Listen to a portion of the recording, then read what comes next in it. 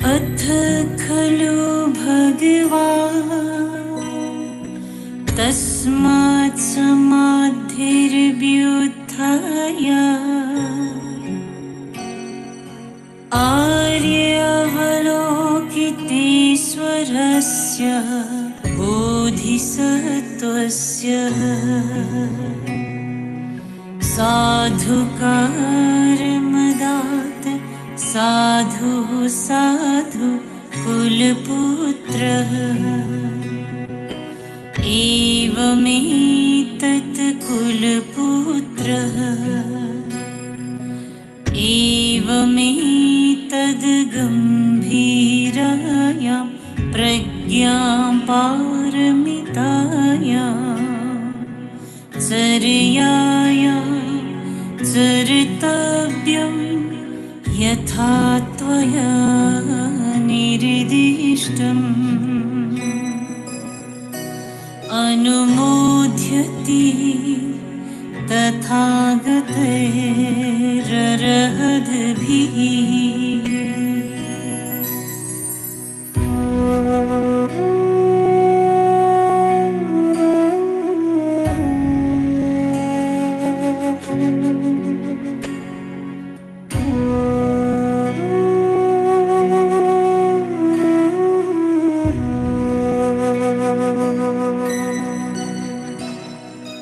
इदं वोचद् भगवान् आनन्दमनः आयुष्मान् शारीपुत्र आर्यावलोकितेश्वरश्च बोधिसत्त्वः सा च सर्वावती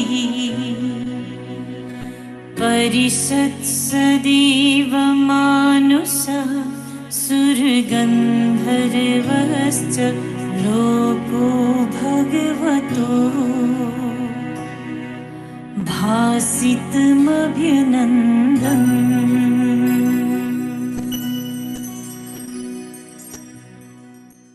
Are you experiencing knowing doing trap?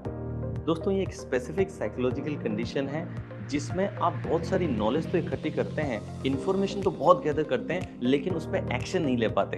यानी कि आप हो सकते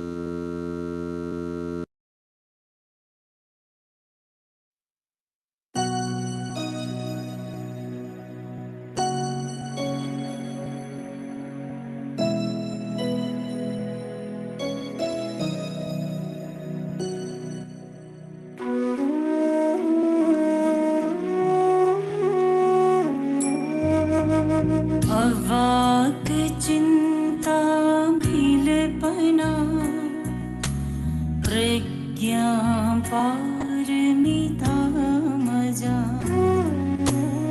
अनिरोधां नभोरूपा सुसंविद्ज्ञानगोचरा प्रत्येकैकस्य तामन्दे त्रिकालजिनमातरम्।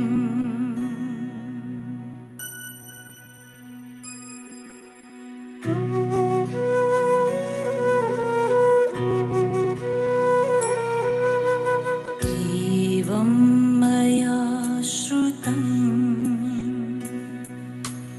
एकस्मिन् समये भगवान् राजगृहे विहरति स्म।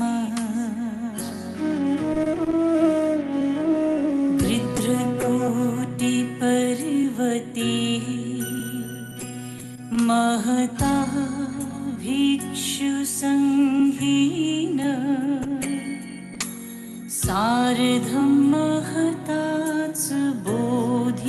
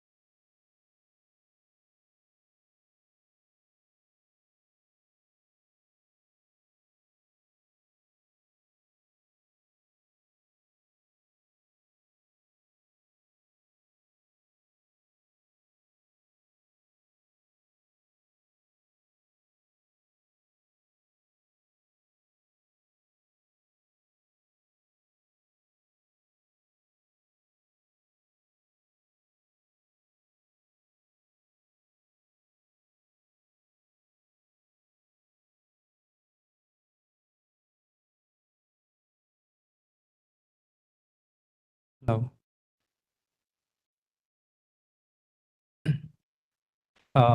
Good evening, everybody. First of all, I would like to welcome each and every one of you.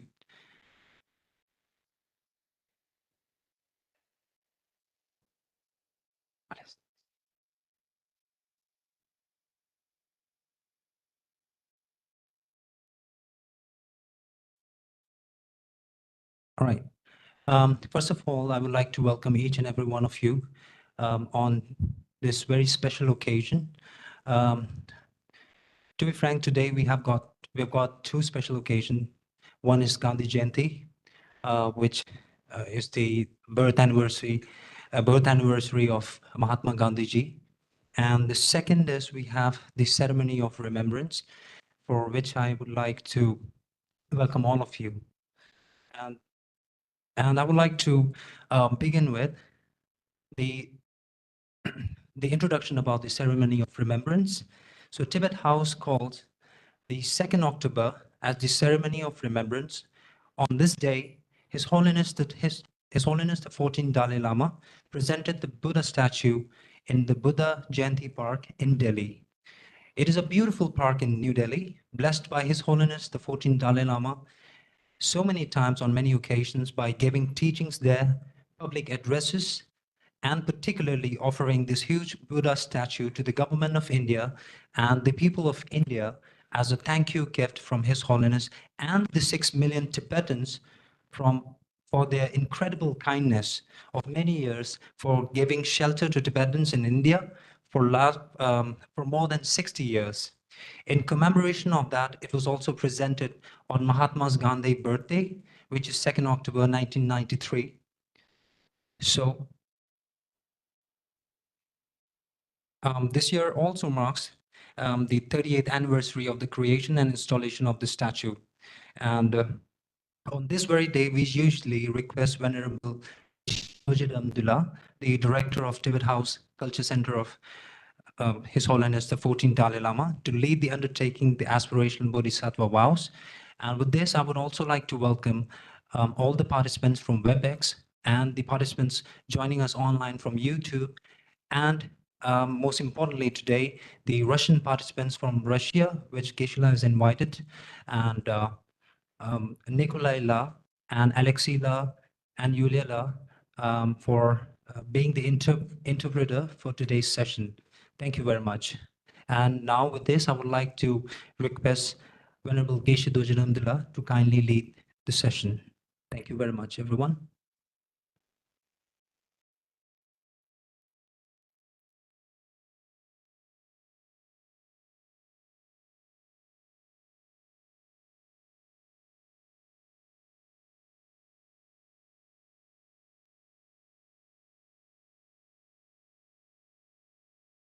Okay, thank you,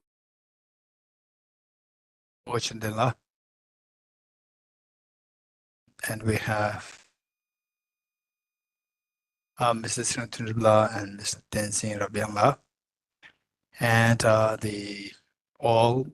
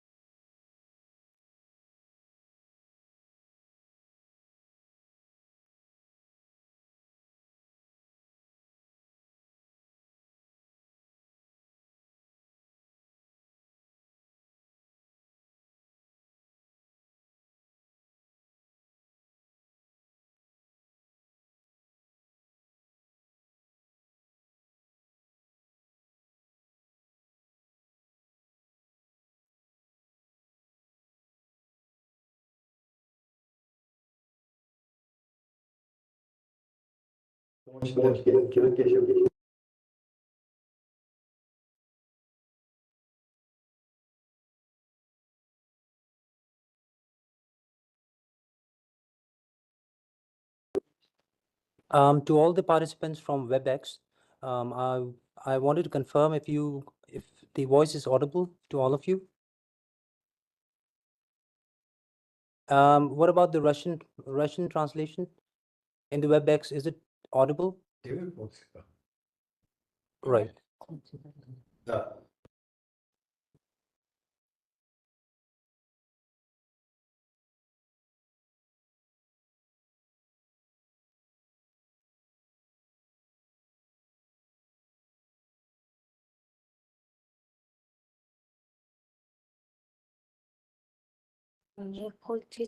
Um, yeah, we have a slight technical issue, so please excuse us while we fix it. Thank you.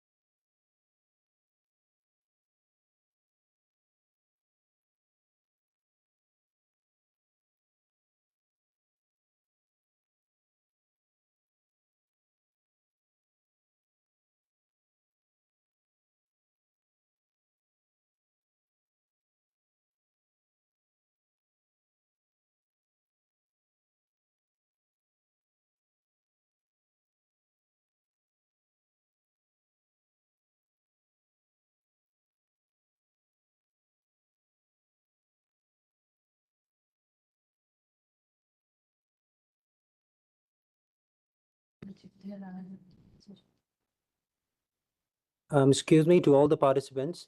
We'll do a sound check. So if you guys are able to hear the voice, I would like to request you all of you to give a thumbs up for the confirmation.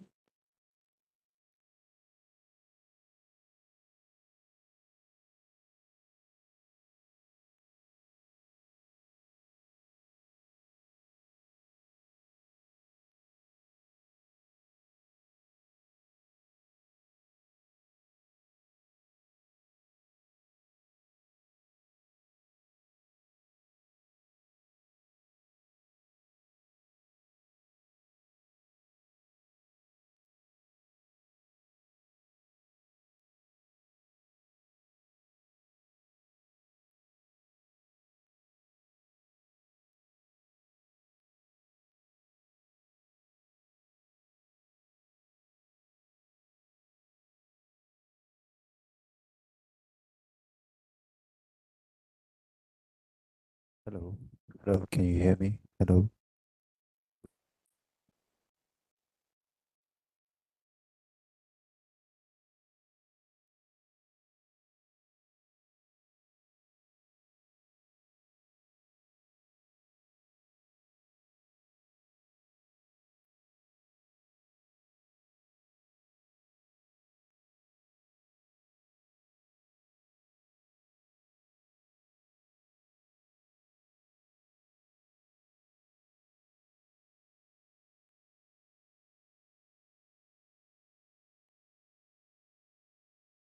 Hello. Can you hear me? Okay. And by the way, did you all hear the announcement? Not really announcements, more like the introductory introduction given by Kungala.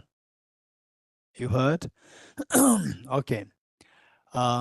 So welcome you all here for this the ceremony of remembrance for two things. One, the Gandhi Jayanti, the day on which the father of the non-violence on this planet Earth, Mahatma Gandhi, was born, and then day two, corresponding to this, His Holiness the Dalai Lama deliberately they chose this day as a Remembrance Day to be observed by Tibet House by offering the Buddha statue in the beautiful Buddha Garden, Buddha Jayanti Park here in Delhi, and as a thank you gift for can I put on? Can I put on?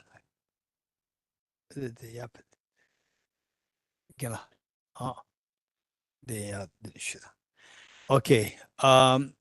Thank you gift for the people of India for kindly hosting the Tibetan people, and because of the incredibly great connection, a relationship between Indians, and Tibet, and Tibetans for all these many the thousands of years. And in this connection, I also like to bring it to your knowledge that I can see that most of the participants here, and particularly we see here the Russian team, Miss Yulia and Alexei, Tatiana, and Nikolay, this team, and helping to translate to make this program available for the Russian-speaking people. This is extremely kind of them, and with another note, I'd like to also bring it to your notice that they took the main, and including the Anatis Dumala, who is presently in Nepal, and they collectively put a lot of effort to bring the Nalanda studies available in Russian language with the Mr. Bem requested to be the translator, and it's an ongoing program, 1-year program.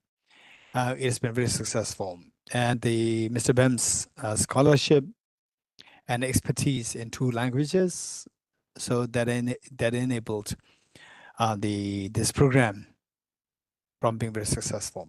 And also today we have Julia as the main translator, and the Alexei, for all these many years I know him, and then we have Tadiniam as well, and the Nikolay.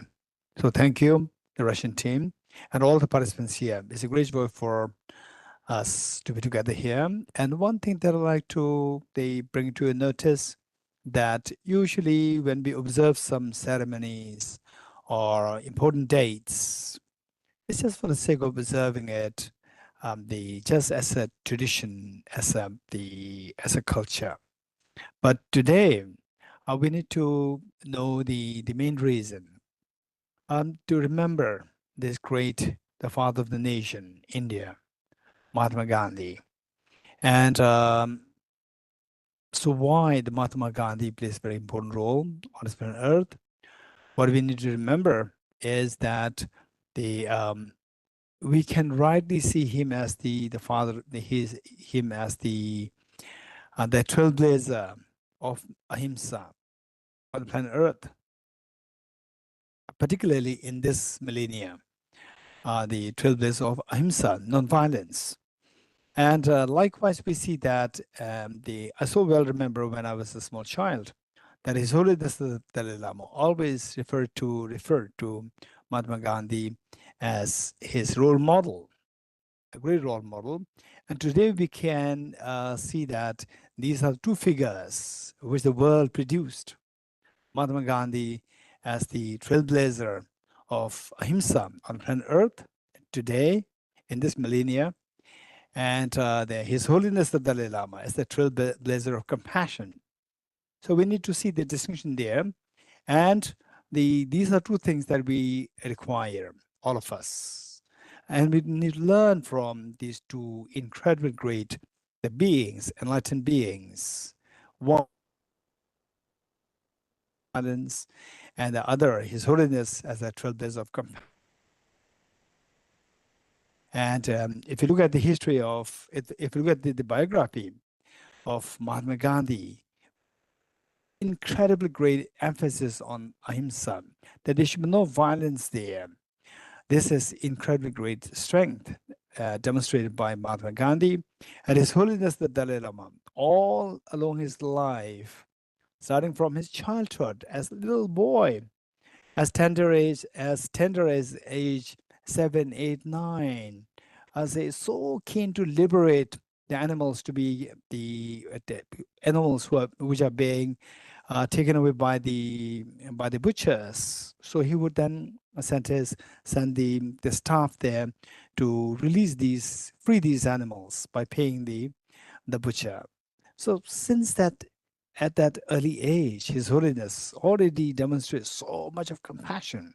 So these, the special days, just seeing, instead of just seeing them as special days, or we celebrate this, observe this as a special day, we need to remember the reason, and particularly that we all, I can see that all of us here, we are somehow related with the Nalanda studies. I can see almost all the faces here related to Nalanda studies, related to Tibet House, Nalanda studies, that we have received blessings from His Holiness the Dalai Lama. And as somebody like yourself, connected with His Holiness the Dalai Lama, we need to see this day as slightly different from what are otherwise seen, or as like Brand New Year or Christmas or Diwali or any day you observe as like this. See if there's any significance, that if there's, we can learn something out of this. The point is that yes, we recognize that each one of us will have the Buddha nature, zero perfection within us. How to awaken this? For example, Mahatma Gandhi, at such a young, tender age, he demonstrated such a courage to take to take upon his own shoulder the responsibility of the whole nation. And His Holiness Dalai, at such a young, tender age, he took the whole responsibility of navigating the whole nation, the whole country, Tibet, into a smooth, the flow where the minimum destruction to the lives of the human beings happened because of the clash between the common Chinese and Tibet. So we see that there are so many things that we can learn from them, and the two that they demonstrated at such a young age, and see if we can also learn something from two of them, and that we can grow out of the quality of ahimsa, non-harming others, and compassion, embracing all others with love and affection. So this should be a day to be remembered, that His Holiness the Dalai Lama just chose this day, the birthday, the day that Mahatma Gandhi was born, as a special day to remember his greatness and to remember the kindness, expression of gratitude to the people of India for giving shelter to Tibetans. So with this in mind, we are taking this Aspirational Bodhisattva vow and undertaking the ceremony of taking the Aspirational Bodhisattva vow. If I'm to quickly just remind you of how it came into existence here in Tibet House, was that it was like 2000. It was all because of two factors, primarily because of His Holiness the Dalai Lama. 2013, His Holiness, when His Holiness was in Delhi, one early morning, his secretary called me to say that His Holiness wants you to be to see His Holiness. So I just rushed to the hotel, and I had the honor of having the audience with His Holiness, and then with detailing the advice given on how the Tibet House should be run. And then as a side remark, His Holiness indicated that Tibet House, with the bigger gatherings, you can organize some programs of taking aspiration Bodhisattva vows. So this was the one major factor, main factor, and alongside that, we see that there are many who are, the people who live in Delhi, but who do not have the opportunity to take part in what we call as the Bodhicitta retreats. Bodhicitta retreats, usually we don't conduct this program here in Delhi at all. Although Tibet House is in Delhi and I'm based in Delhi, but we do conduct this program because this is a residential program. And so we find it, we tried, we explored, but we have been doing this all these programs, Bodhicitta retreats in the different places here in India and in the world, the different parts of the world, but we never did it in Delhi.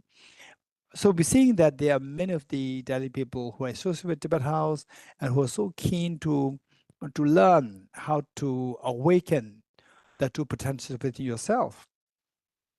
The seed of ahimsa, not to harm others, and seed of compassion, to embrace others with maximum love and affection. They seeing that some of them, because of they're responsible for the family, because they're responsible for the children, small children, so they could not really get out of Delhi. And seeing that they're so genuine in wanting to learn these things, we then started a program referred to as the Bodhicitta Day in Tibet House, supposed to be happening once a month as a monthly program. Okay, with this in mind, we are doing so today in the advertisement you have seen that is a Bodhicitta Day, the observance of the Bodhicitta Day today. So in other words, three things happening together: ceremony of remembrance, and then the the Gandhi Jayanti, Mahatma Gandhi's birthday, and then the Bodhicitta Day, all combined together with the aspiration for us to awaken the seed of the Buddha nature within us. And just for information, I'd like to also bring it to your attention that for each one of us, to what extent we can grow. And if you see that, okay, now I'm already established. I have a job. Now whatever I do is just a part of life. If this is our attitude, we don't really put effort to grow. Whereas smart people or wise people, what they do is that no matter what they age, they look for the personal growth. And you may be age 40, 50, 60, 70, 80. Still, you look for your growth in your they say, the joy of life. These people are known as wise people. And whereas some people who are just like in 30s or in late 20s, they already have their family, have a good living, earning, and they okay, now this is life. And then they don't put effort to grow at all. So this is very sad, and I would say very unwise. But even if somebody is unwise, even that being unwise is because of dependent originated. So the factors dependent upon which we become unwise, we undo these factors and make ourselves wise. How to do that? Just put effort. Look at other people. Look at other people who are already, in their 40s, 50s, 60s, 70s, still they finding joy in improving themselves, progressing themselves, and they taking inspiration from these. You are actually creating the factors for you to grow more. And then, in fact, life, in a way, our life is very precious. But on the other hand, it can be really very painful when you go through difficult times, and everybody is bound to go through difficult times. So when that happens, we see that it's extremely painful. So whereas if you can learn these two qualities, ahimsa, not harming others, and compassion, embracing others, the two qualities we learn from these two great masters, Mahatma Gandhi and His Holiness, no doubt that you will become, in a way, number one, that when we go through difficult times, we don't really feel the shock. Number two, that even the adverse situations, we can feel from this, we learn to feel, empathize with the others who are suffering even more than yourself. So with this in mind, we take this as a great opportunity for us to learn more to grow out of this situation. Okay, with this in mind, what we do is that taking the Aspirational Bodhisattva vow, the first, setting proper motivation. Let us visualize Buddha Shakyamuni, His Holiness the Dalai Lama, and all the Buddhist Bodhisattvas in the space in front of us, as so loving, caring, embracing.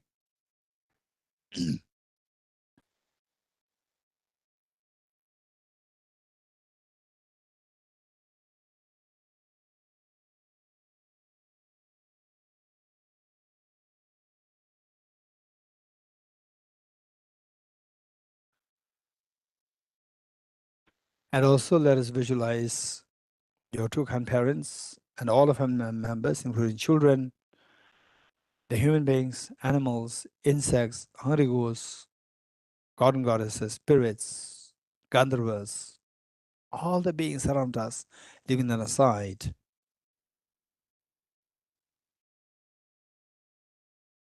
And the purpose of our being together here is to learn from these two great masters,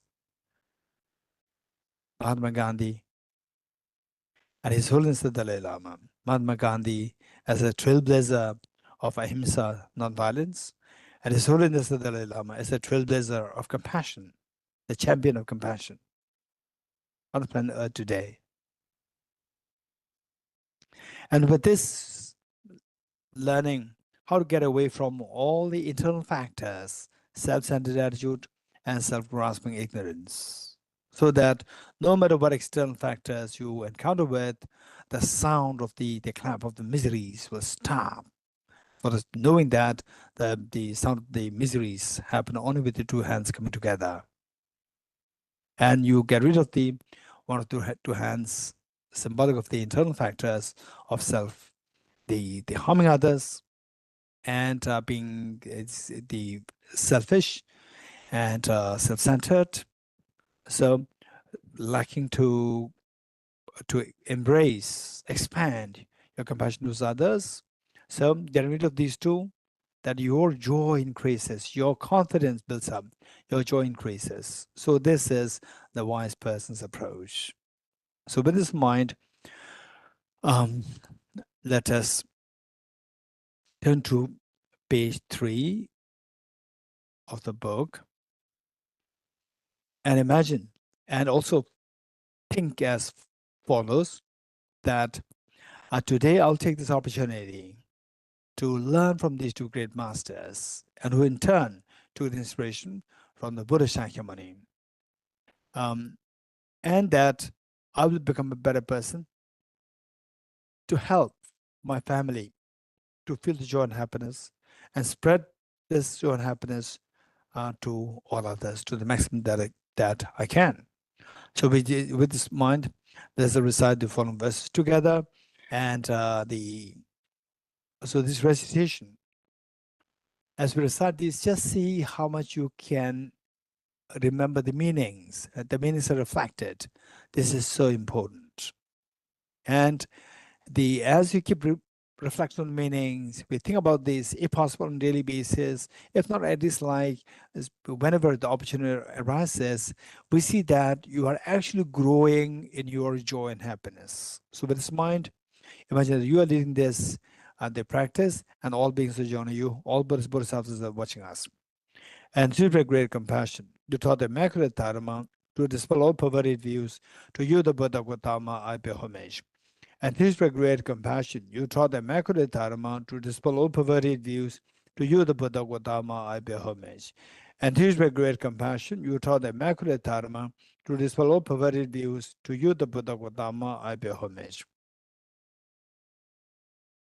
Sanje juda zoge jonam la janjo bardo dane gyapsu che dage chinso kebe sonam tola benjiro sanje dubara sho sanje juda zoge chonam la janjo bardo dane gyapsu che dage chinso kebe sonam ge Tola benjire sanje drupare sho, sanje choda soge chonam na, chanjo bardo dane gyapso che, dage chinso kebe Tola benjire sanje drupare sho, I go for refuge until I'm enlightened to the Buddha, the Dhamma, and the Sangha. By my accumulations or practice of giving and so forth, may I become a Buddha to benefit all sentient beings. I go for refuge until I'm enlightened to the Buddha, the Dhamma, and the Sangha. By my accumulations or practice of giving and so forth, may I become a Buddha to benefit all sentient beings. I go for refuge until I'm enlightened to the Buddha, the Dhamma, and the Sangha. By my accumulations or practice of giving and so forth, may I become a Buddha to benefit all sentient beings. Siduna dekari di mere, ta di mesure. Di mesure. Ha, mendu. Mare, di nude, recording. Okay. Independent origination, there is no ceasing, no arising, no annihilation, no permanence, no separateness, and no sameness. I prostrate to the consummate Buddha, the supreme among all teachers, the one who taught this peace, which is free of elaborations. I prostrate to the mothers of the hearers, the Bodhisattvas and the Buddhas, which through the knowledge we all lead hearers seeking pacification, complete peace, which through the knowledge of paths causes those helping migrators to achieve the aims of the world, and through the possession of which helps subdue and expound a varieties of teachings. The one who has transformed into the reliable guide, motivated by altruism to benefit sentient beings. The teacher, Sugata and protector, to you are mere prostrations. Okay, for today, I would say that I like to go through these two lines more in detail as a takeaway for each one of us, for you and for myself as well. And so this is actually most of you already know that. And this is the verse in Tibetan is Semar Kyurba Dola Pensheba Tumba Deshe Kyurba Cha Sene. Then the two additional the lines are the talking into Dwala Sebet Semar Kyurba Sushin Shebar Cha. This is but then usually in when we do these practice together collectively in a group, we just say the first two lines. Semar Kyurba Dola Pensheba Tumba Deshe Kyurba Cha Selo. Actually it's Cha Sene. So these are two lines. And these two lines should be taken as, of course, they composed by Acharya Dignaga in 6th century AD. 6th century. In his text, Pramana Samuchaya, the collection, compendium of the valid cognition. It's all about the state of the logic. And then yes, of course, a great logician, philosopher, and a hermit, full-time, a great hermit. And of course, he was being blessed and guided by Manjushri, the Buddha of wisdom. And he composed these two lines in praise of Buddha Shakyamuni. So these are the things we learn from how this great teacher, Acharya Dignaga, praised the Buddha Shakyamuni for what? On what basis he praised the Buddha Shakyamuni? And the same two lines 100 years later, when Acharya Dharmakirti, 100 years later, after Acharya Dignaga, Acharya Dharmakirti, seeing these two lines, he could feel the gravity of the meaning of these two lines, and then that made him to write a whole commentary on these two lines in the form of 283 verses. Pramana Vartika chapter 2. Pramana Vartika, the main text composed by Acharya Dharmakirti, which has 4 chapters, and the second one is fully dedicated as a commentary on these two lines. So Acharya Dharmakirti was really awestruck to see the gravity of the meaning of these two lines. And this is what we need to learn from, be motivated, and see that our life, your life, my life, each one of us, we don't waste a life. We cruise in the direction as the Buddha Shakyamuni traversed, the manner in which Acharya Dignaga praised and commented upon by Acharya Dharmakirti in the 7th century AD. Okay, so if you look at this here, we see the one who is transformed into the reliable guide. So we are lost. We are like somebody who is without a guide, a guideless. We are lost. And we have an incredible potential to go in the most perfect direction, most perfect destination. or full awakening of what is aspire. One, fearlessness. The other, the universal compassion of the infinite happiness. We have the potential. Why we have the potential, but we without any we remain as a guideless, no guide. So therefore, this young Prince Siddhartha, 2,500 years ago, seeing that the beings are suffering, and they, unlike the very simple biography, mainly composed for the small children of the Buddha's biography, saying that, oh, the Buddha, Prince Siddhartha, it was depicted so like the prince, this young prince was so naive, okay, so innocent, and that they wanting to explore what the outside world is. The father stopped him like a small child. No, it's not like that. So how the story is depicted, meant for the small children, the elders, we should be able to see the elders, learned ones, we should be able to see the biography of the Buddha more in a more, say, the realistic, in a more real form. What is that real form? Is that this young prince, he was the astrologer in those days. The tradition has it that when a child is born, then the kings, queens, they consult. They take consultation with the astrologers, really renowned astrologers, to speak about the life of the child, what the child is going to be like in the future. And then the astrologer, he cried. After seeing the small child, the astrologer cried. And the king was worried. Something wrong with my son. And the astrologer said, no, there's nothing wrong. Then why are you crying? And the astrologer said that this child of yours, this little boy, say later on, either he will become the universal monarch, universal king, or the universal guide. He's going to become one of these two.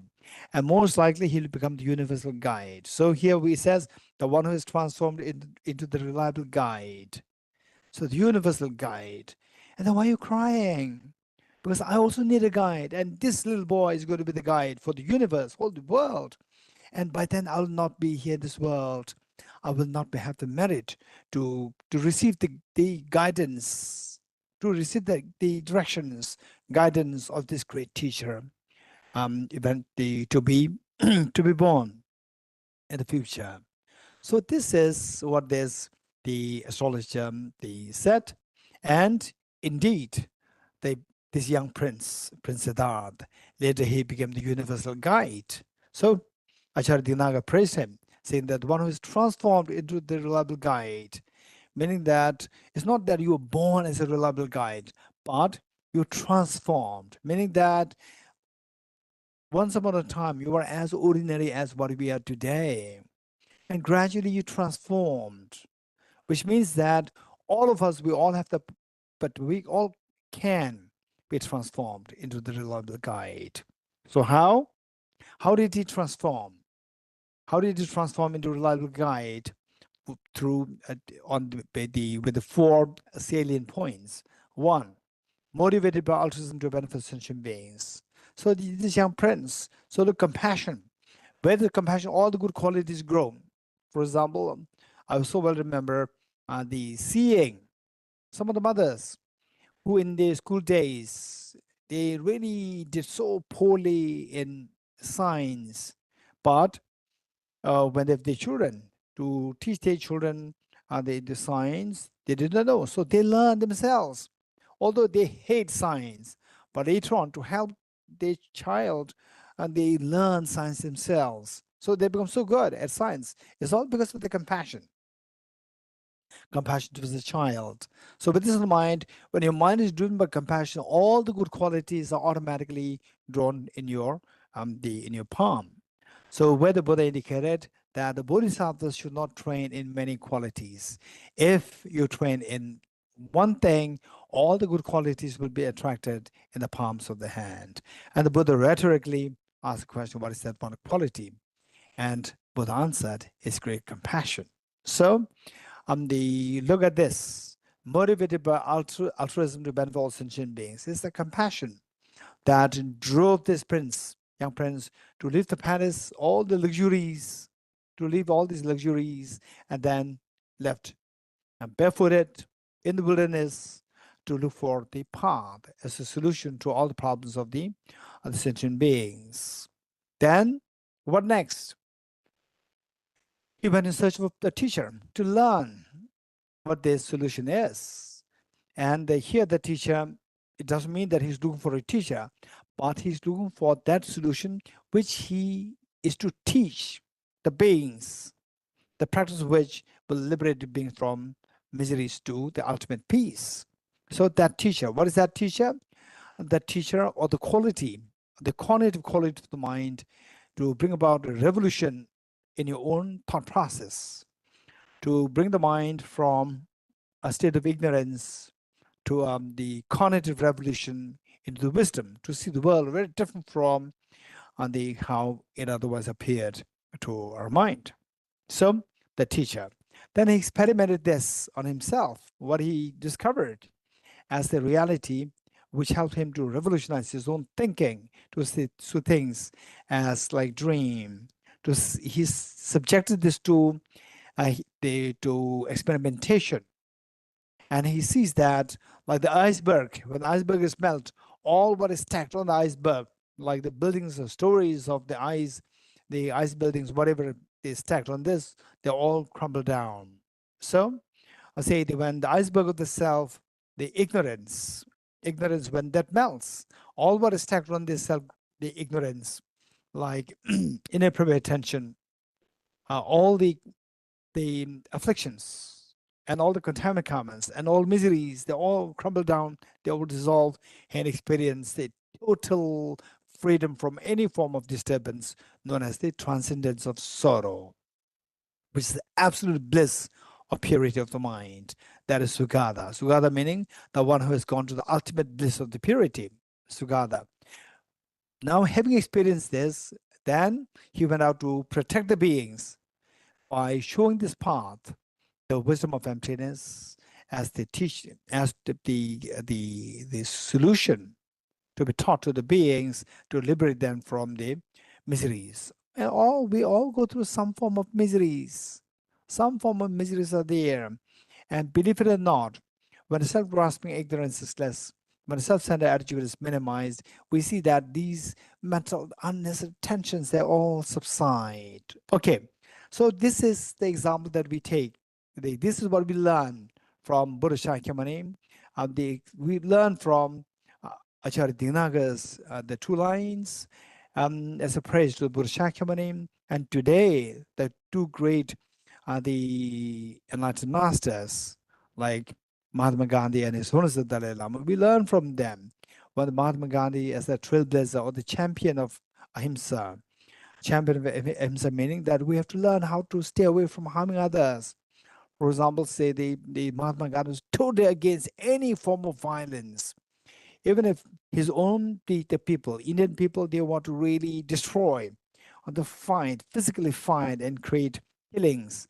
On the other side, Britishers, he would totally not at all endorse those actions. So this is how the Mahatma Gandhi was the champion of the ahimsa, non-violence, and His Holiness the Dalai Lama, the champion of compassion. So we need to learn these 2 qualities. So with ahimsa, stay away from harms. You say the resultant state, ultimate resultant state is to experience fearlessness. Everybody wants to experience the fears that I should not be harmed by anybody. If you don't want this, stop harming others. Practice harmlessness, practice non-violence. So we learn how to be fearless.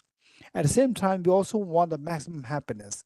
And maximum happiness is the outcome of universal compassion. And His Holiness the Dalai Lama is a living embodiment of the universal compassion, the champion of compassion. So we learn from these 2 great masters, the the embodiment somehow reverberated in today, which corresponds to today. Today, the Mahatma Gandhi's birthday. And His Holiness the Dalai Lama deliberately chose this day to offer as a gift the statue of the Buddha, embodiment of the union of the 2, harmlessness and compassion for all beings, the Buddha Shakyamuni statue to the people of India, to thank them for their having rendered shelter to the Tibetan people. So with this mind, so today I would say the takeaway for all of us, including myself, is to remember these two lines so well.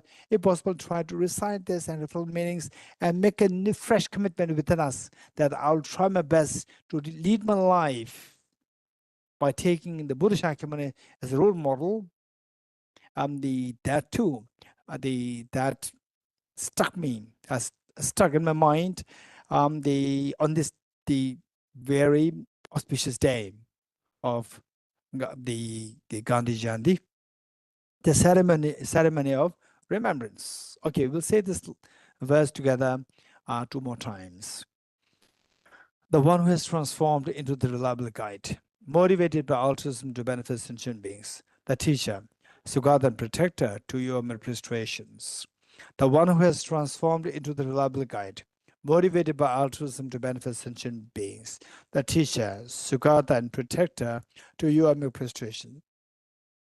The one who has eliminated the web of conceptualizations and is endowed with the divine bodies of the vast and the profound, who eternally shines forth the forever noble light rays to you, the Buddha administrations. Inspired by wisdom and compassion, today in the Buddha's presence, I join them on a full awakening for the benefit of all sentient beings.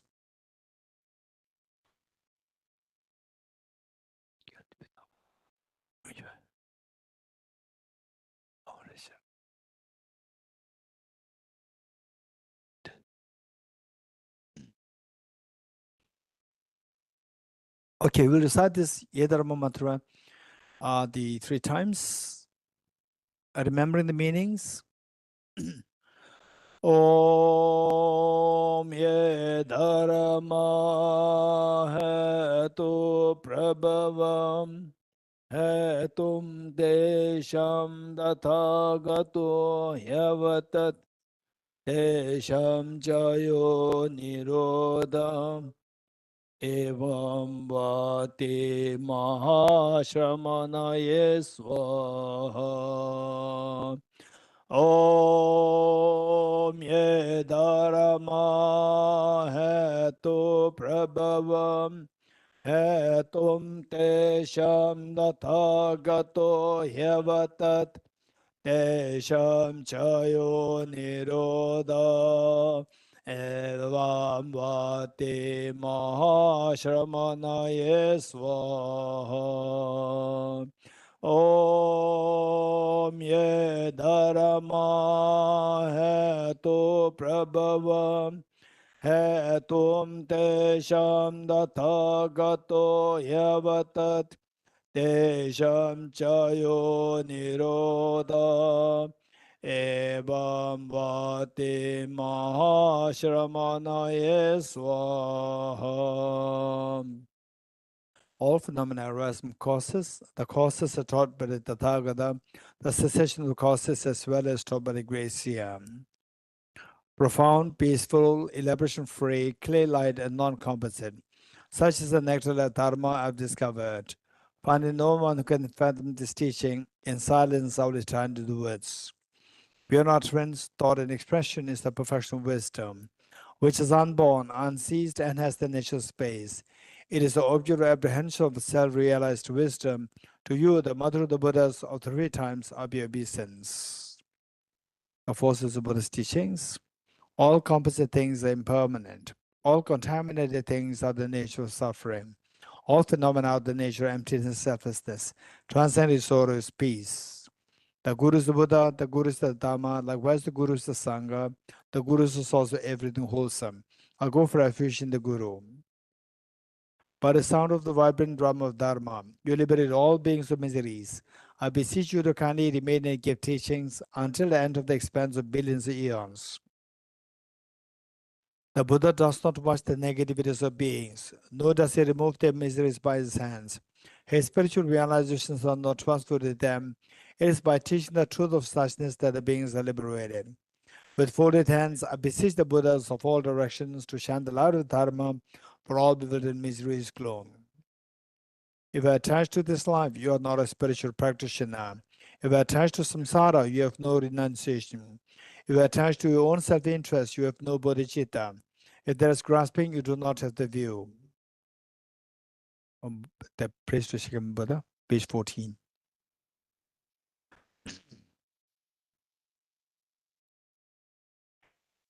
To the founder, the endowed transcendent destroyer, the one gone beyond, the fourth destroyer, completely perfected, fully awakened being, perfect in knowledge and in good conduct, Sugata, knower of the world, supreme God of human beings to be tamed, teacher gods and human beings, to you the completely and fully awakened one, the endowed transcendent destroyer, the glorious conqueror, the subdued from the Shakya clan, I prostrate, make offerings and go for refuge.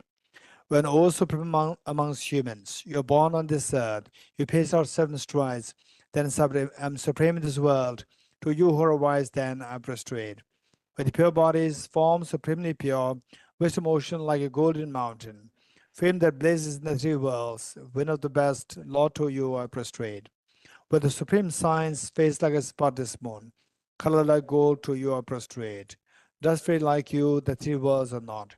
Incompatible wise one, to you I prostrate. The Savior having great compassion, the founder having all understanding, field of merit with qualities like a vast ocean. To you the Tathagata I prostrate. The purity that frees from attachment, the virtue that frees from the lower realms, the one path, the sublime pure reality, to the Dhamma that pacifies I prostrate. Those who are liberated and also show the path to liberation, the holy feel qualified with realizations, who are devoted to moral precepts, to you the Sangha I prostrate. Do not commit any non-virtuous actions, perform only perfect virtuous actions. Subdue your mind thoroughly. This is the teaching of the Buddha. A star, a visual aberration, a flame of lamp, an illusion, a drop of a dew or a bubble, a dream, a flash of lightning, a cloud. See conditioned things as such. Through this marriage, may sentient beings attain the rank of all-seeing, subdue the 4 falls, and be delivered from samsara's ocean, bettered by the waves of aging, sickness, and death. Heart Sutra. Okay, we'll start the Heart Sutra. That's good. Page 29.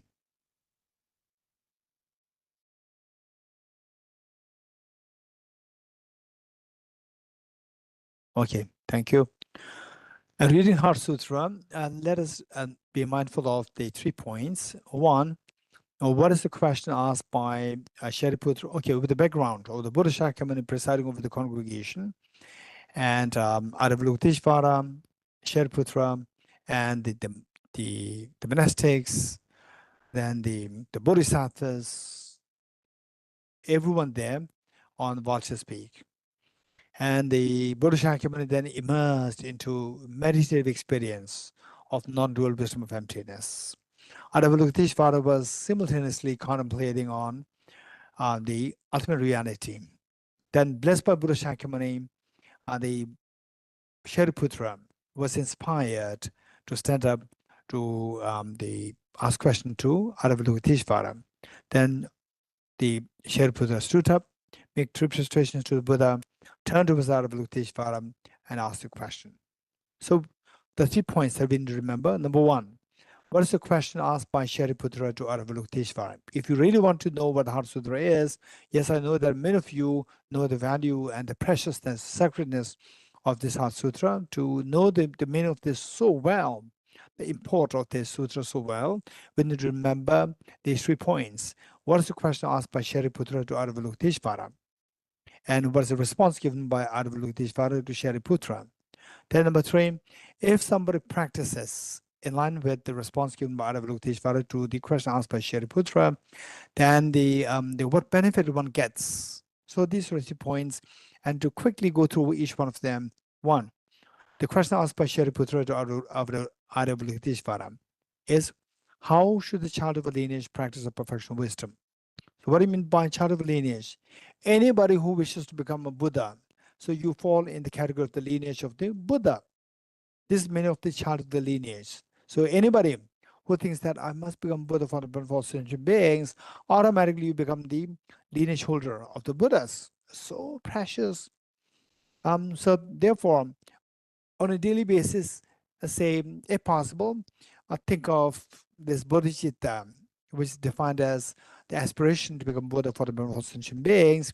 to think of this as many times as possible in a single day, if not at least 1 or 2 times a day, that you recall yourself, make this commitment, may I become Buddha for the benefit of all sentient beings. And the benefit is that automatically you become the lineage holder of the Buddha. So as somebody is as a lineage holder of the Buddha, what should you be practicing? Because you said that may I become Buddha, but to become a Buddha, you have to do something.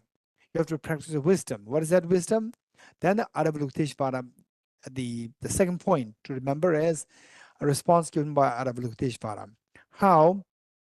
What is this wisdom and how to practice this? In great detail, Avalokiteshvara explained that that everything is like illusion, that like a dream, and yet we fail to see them as dream. In the dream, you see dream as real, that is ignorance, and when you wake up, you see dream as not real, that is wisdom. So seeing the dream as not real is a wisdom. Likewise, seeing everything like a dream, not objective real, that is a wisdom. So how to cultivate this wisdom? Avalokiteshvara went into great detail to explain how you as a person is like a dream, how each of the 5 aggregates, they're like dreams, how the 4 noble truths are like dreams, how the 12 links of dependent origination, they are like dreams, how the 6 objects, the 6 elements, the objective elements are like dreams, how the senses, how the 6 sense elements, they're like dreams, how the 6 kinds of consciousness, they're like dreams. So in all, how the 18 elements, they're like dreams. So explaining that every phenomena is like a dream, nothing really exists objectively. So this was explained. And then point number 3 was the benefit if we truly practice the way indicated by Avalokiteshvara to Shariputra. Then Avalokiteshvara went into say that if you practice this, if you realize that everything is like a dream, nothing, that everything is empty of objective existence, the benefit is that all your mental stress, uneasiness, mental agitation, mental angst, they all will dissolve. And this realization is the only gateway through which all the Buddhas of the past, present, future traverse to get to the ultimate, the enlightenment. So this is how it is taught. The 3 points to remember when you read the Heart Sutra. Okay, with this in mind, we will recite the Heart Sutra together.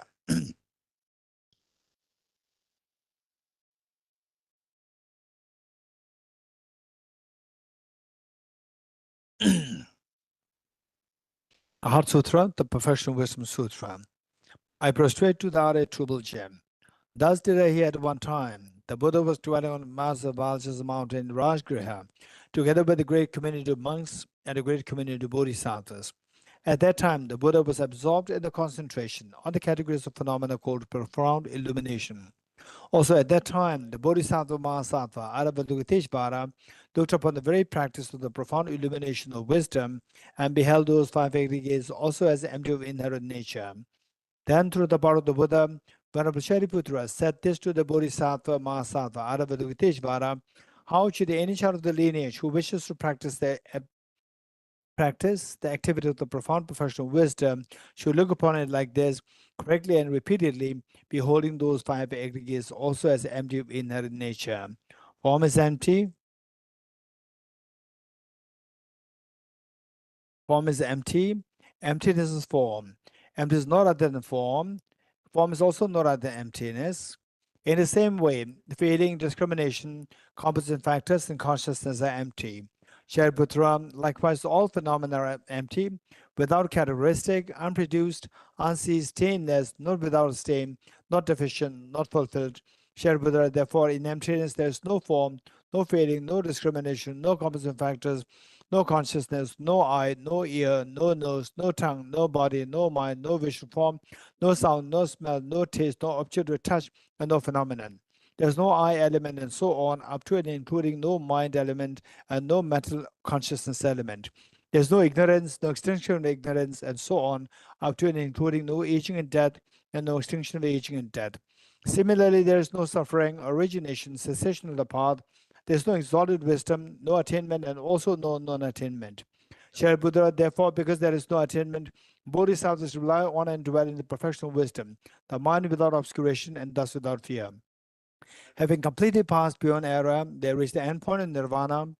All the Buddhas who dwell in the perfect 3 times also manifestly completely awakened, unsurpassable, perfect, complete enlightenment, and reliance on the professional wisdom.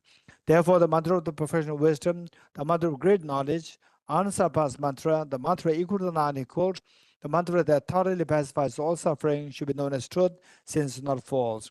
The mantra of the professional wisdom is declared. Teyatham Om Gade Gade Para Sam Gade Bodhi Swaham. Shariputra, the Bodhisattva, Mahatma should train in the profound professional wisdom like that. Then the Buddha arose from that concentration, commanded the Bodhisattva, Mahatma, Aravalokiteshvara, saying, well said, son of the lineage. It is like that, it is like that. One should practice a profound professional wisdom, just we have indicated. Even the Tathagatas rejoice. The Buddha having thus spoken, Venerable Shariputra, the Bodhisattva, Mahasattva, Aravalokiteshvara, those around in the entirety, along with the world of gods, humans, asuras, and Gandharvas, were overjoyed and highly praised that is spoken by the Buddha. Okay, we recite this mantra 7 times together. And as we recite this, just imagine we are on the vulture's peak with the Buddha Shakyamuni, His Holiness the Dalai Lama, Mahatma Gandhi, and the Aravalokiteshvara, Shariputra, and all the Buddhist Bodhisattvas there, and you in the first row, right facing the Buddha Shakyamuni, the Dalai Lama, and Mahatma Gandhi there, and imagine that you are surrounded by your 2 parents, all your children, your family members, all the sentient beings are with you, and imagine the Buddha Shakyamuni is exhorting us thus: don't remain in the fears of samsara, don't stop shedding tears out of pains, come towards the state of transcendence of sorrow and absolute peace by awakening the gold-like Buddha nature within yourself. But remove the mental dirt. And how to do that is by resorting to wisdom, complemented by a very powerful driving force of the Bodhicitta, the compassion. So let us make a commitment that in my life, today, tomorrow, every day, I will always try to see how I can stay away from harming others, and I will always try to expand the circle of my compassion towards others to the maximum that I can. So in the process, you keep growing, even just a mere thought that I should not remain complacent with what I have. So meanwhile, you keep growing, your joy increases. This is so important for all of us, for you, for myself. And of course, it is best to be complemented by more extensive studies to the best you can. Not necessarily that you should spend 10 hours a day on a study, reflection, meditation, the wisdom, emptiness, and bodhicitta. But of course, be kind to ourselves in ways by exposing ourselves to these study and reflection to the best we can. Even if you are to spend you can spend 5 minutes, 10 minutes a day. I'm not saying this to you, I'm not just saying this to you, but it's also a reminder for myself, for all of us. We have to go. We're all suffering. See how to get away from the suffering by invoking the potential within us. And we all have this potential. It's not that you are inferior, that others are superior. No, we are all the same. If the Buddha, whose mind is manifested in the form of the complete purity, you also have the same potential.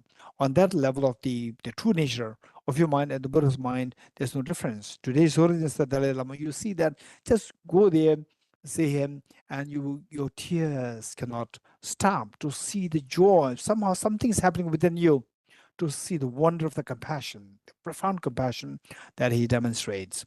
So this is exactly what is in each one of us.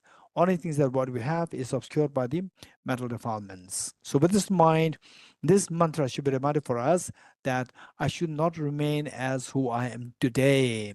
I'll keep improving. I'll keep progressing by always trying to be exposed, be closer to ahimsa and to compassion, and 2 of them to be enriched by the wisdom. to read more, read material, build a habit of reading good materials. So and this should be reminded for us when we recite this. And it says Gade Gade Para Sam Gade Bodhisattva, which means that go beyond, go utterly beyond, and establish your full awakening. Meaning that don't stay where you are, don't remain complacent, keep moving towards the greater meaning of life. Okay, with this mind, let's recite this 7 times together. Deyata Om Gate Gate Paragate Parasam Gate Bodhiswadyata Om Gate Gate Paragate Parasamgate Bodhiswadyata Om Gate Gate Paragate Parasamgate Bodhiswadyata Om Gate Gate Paragate Parasamgate Bodhiswaha. By the teachings of the three supreme jewels possessing the power of the truth, may inner and outer hindrance be transformed, may they be dispelled, may they be non-existent, may they be pacified, may all negative forces opposed to the Dharma be completely pacified, may the host of 80,000 obstacles be pacified, may we be separated from problems and conditions harmful to the Dharma, may all enjoyments be in accord with the Dharma, may auspicious of perfect happiness pervade this place now. Give me the book. The book.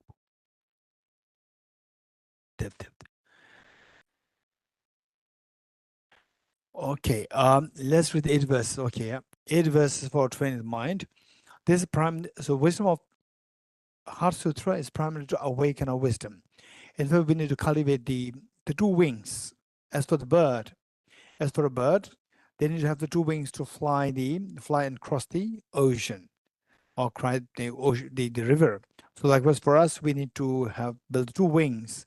The wing of compassion, the wing of wisdom, and the other, the wing of the compassion. So these 2 together, as a great Indian master, the adept Sarahan said that where compassion is there but lacking the wisdom, you will not be able to be freed from miseries of samsara. Where you have the wisdom but without compassion, you will be liberated from the misery of samsara, but you will not enjoy the magnificence of the universal happiness, universal on the compassion and universal happiness. And the ones who are able to conjoin the 2 will be able to experience. They will not stay in the 2 extremes: extreme of peace, which is a personal liberation; extreme miseries, with samsara. They will not stay in the 2 extremes. Instead, they will cruise through the non-abiding nirvana to its ultimate happiness, which is the Buddhahood. So, the wisdom, the wing for the wisdom, which is we use Heart Sutra as the factor to awaken this wing, strengthen this wing. And now we have the 8 verses for training the mind to awaken the wing of the compassion. So here, when we practice compassion, we need to keep in mind 2 things. One, to stay away from the non-conducive factors. And the other, to create the conducive factors. We need to do 2 things. What are the non-conducive factors, like ego, anger, jealousy, and so forth? So of the 2 wings, of the 2 sides, 2 factors, 1 factor to be discarded, the non-conducive factors, and because the more we get away from anger, jealousy, and ego, and so forth, then your mind, they will be exterminated, and they will leave rooms for your compassion to expand. Naturally, your compassion expands. Because thus far, your compassion does not, although your true nature of your mind, the true nature of mind is to expand in compassion. But why it's not expanding is because of these, they constrict our mind, ego, self-centered attitude, then the anger, aversion, jealousy, spite, and so forth. These restrict our mind from expanding to reach out to others. So when these are removed, then the mind tends to display its true nature of expansion with compassion. Then on the other hand, we need to think of the two methods to generate bodhicitta, the sevenfold cause-dependent method and the method of equalizing exchange itself for others to generate bodhicitta. So these are that we need to work from two sides. So what is that here? 8 ways of mind training.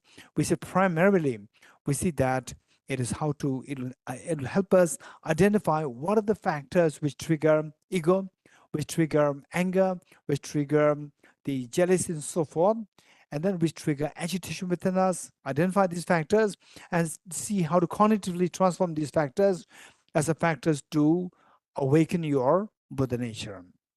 And then on the other side, learn how to see all the beings as one's, these very compassionate mother, to see all beings as one's dear mother sentient beings, and then also to see how that you get a maximum benefit from all the beings through the practice of the equalizing exchange self for others. Okay, with this in mind, let's recite these 8 ways of mind training together by Geshe Thamba. With the determination to achieve the highest aim for the benefit of all sentient beings, which surpasses even the wish-fulfilling gem, may hold them dear at all times. Whenever I interact with someone, may I view myself as the lowest amongst all, and from the very depths of my heart, respectfully hold others as superior. In all my deeds, may I probe into my mind, and as soon as mental and emotional afflictions arise, as they endanger myself and others, may I strongly confront them and avert them. When I see beings of unpleasant character, and those oppressed by strong negativity and suffering, may hold them dear, for they are rare to find, as if I have discovered a jewel treasure. When others, out of jealousy, treat me wrongly with abuse, slander, and scorn, may I take upon myself the defeat and offer to others the victory. When someone whom I have helped or in whom I have placed great hopes may extremely hurtful ways, may I regard him still as my precious teacher. In brief, may I offer the benefit and joy to all my mothers, both directly and indirectly. May I quietly take upon myself all hurts and pains of my mothers. May all these remain undefiled by the stains of the 8 mundane concerns, and may recognizing all things as illusions, devoid of clinging, be released from bondage. From my 2 collections, vast space that I've amassed, from working with effort at this practice for a great length of time, may I become the chief leading Buddha for all those whose minds were surmised splendid by ignorance. Okay, let's make the model offering, short model offering. So here, what you do is that, say, for a small child, when the child loves their mother or the father so much, to express this, the child would, draw something, even if it's just the sketch. The child draws it and gives it as a present to your parents, to express your love and affection, which is so beautiful. So we as like small children, we are like small children. So while all of us, we are like brothers, sisters, like having been the mothers, very kind mothers to each of us, then the moment we take the next life, we see that we are all disconnected. We show we are the enemy towards each other, abusing each other, domestic violence, extremely sad. We're all like small children. In the eyes of the two parents, all the children, they are like a family, but the children among them, themselves may find this extremely sad. So we're all like small children. Bodhisattvas are like parents. So what we do is that remain like small children, we suffer and become like the parents. You know how to manage the world so well. The Bodhisattvas, they are freed. So I'd like to become one like the Bodhisattvas. So it's an expression of this desire. We connect ourselves to Bodhisattvas, making offerings of the best we can think of, and in the eyes of the ordinary beings, the best we can think of is the whole universe. So we offer the whole universe to all Bodhisattvas. I say the cosmology that we talk about, the Mount Meru at the center, the four corners on two sides, and so forth. Whether these exist or not, and it doesn't matter. Scientifically speaking, they don't exist, but it's all about the cosmology as presented by the ancient, the scholars or the ancient philosophers. So it doesn't matter. We just create this gesture, and they offer all the whole universe, all the good things that you can think of this universe to all Buddhas, Bodhisattvas. Okay, ready? And imagine that you are joined by all your two parents, all your children, and all Dhamma sentient beings. And Buddhas, Bodhisattvas, like your parents, they are there to receive your gift. However small it is, they are so happily receiving your gift of the mandala. This ground adorned with perfume, strewn with flowers, adorned with Mount Meru, the four continents, the sun, and the moon. I imagine this is a Buddha field and offer it. May all sentient beings enjoy this pure land. Okay, if you don't know how to do the hand gesture, it's not that your offering is going to be incomplete. Don't worry about it. If you know this one God, if you don't know, but mentally it's all decided by how your mind works. Okay, see, we'll say this in Tibetan together. O saje böge joshe mando tam rab le shenyen de gamba de Sangye shendo me de bwaye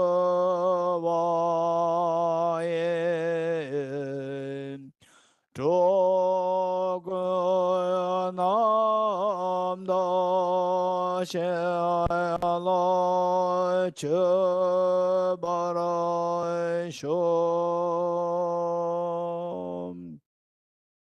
O Dhammas of Venerable Kambapa, may I be blessed that my mind is directed towards the Dharma. May I be blessed that my mind, that Dharma practices on the proper path. May I be blessed that the path is free of flaws. May I be blessed that the flaws are seen in the light of exalted wisdom. The four Dhammas of Venerable Bhikshu Mahasattva, becoming utterly frustrated with the ignorance that grasps at true existence, please bless me that my mind's from Please bless me to generate genuine renunciation, seeing all aspects of samsara as viciously repulsive. Please bless me that my mind overflows with the precious bodhicitta that cherishes others more than myself. Please bless me to have an immaculate experience of the wisdom of emptiness that does not see even an atom of intrinsic reality on the basis of understanding how things come into being by dependent origination through mere conditioning.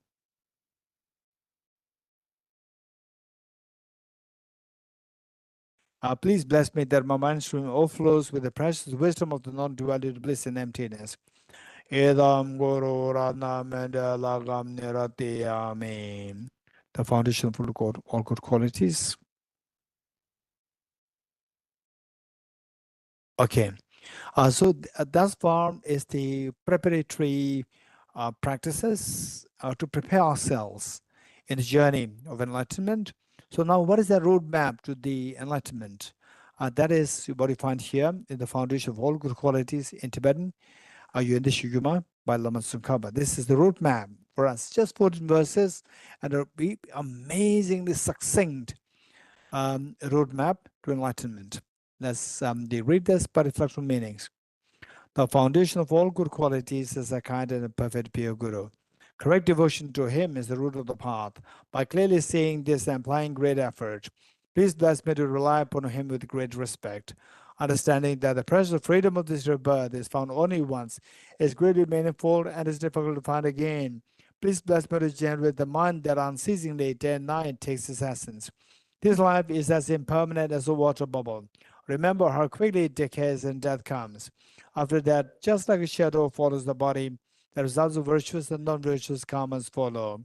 Finding firm and definite conviction in this, please bless me always to be careful to abandon even the slightest negativity and accomplish all virtuous deeds. Samsaric splendors are unsatisfying and unreliable. Seeking them is a door to all suffering. Recognizing these shortcomings, please bless me to generate a strong wish for the bliss of liberation. Led by this pure thought, mindfulness, alertness, and great caution arise. The root of the teaching is keeping the breath in moksha vows.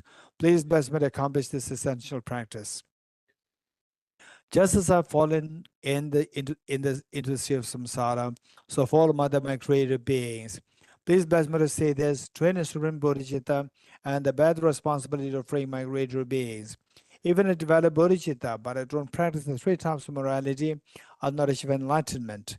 With my clear recognition of this, please bless me to practice the Bodhisattva vows with great energy. Once I pacify distractions to wrong objects and correctly analyze the meaning of reality, please bless me to create within my mind stream the unified part of Commemorating and special inside. Having become a pure vessel by training the general path, please bless me to enter the holy gateway of the fortunate ones, the Supreme Vajra vehicle. At that time, the basis of accomplishing the 2 attainments is keeping pure vows and samaya. As I've become firmly convinced of this, please bless me to protect these vows and pledges like my life. Then, having realized the importance of the 2 stages, the essence of Vajrayana, by practicing with great energy, never giving up the 4 sessions, please bless me to realize the teachings of the Holy Guru. Like that, may the Gurus who showed the noble path and the spiritual friends who practice it for long lives, please bless me to pacify completely all outer and inner hindrances. In all my lives, never separated from perfect Gurus, but enjoy the magnificent Dharma by completing the qualities of the stages of the paths, by quickly attain the Sri Vajratara. Okay, we'll recite this Mixama first by knowing the meaning of the mantra first.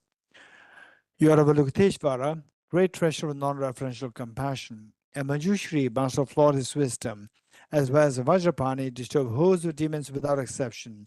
Sangabha, crown jewel of the sages, land of snows, lost on Tagba at your feet and make prostrations. Okay, we'll say this 3 times in Tibetan, where the 3rd line is skipped in order to accommodate the melody.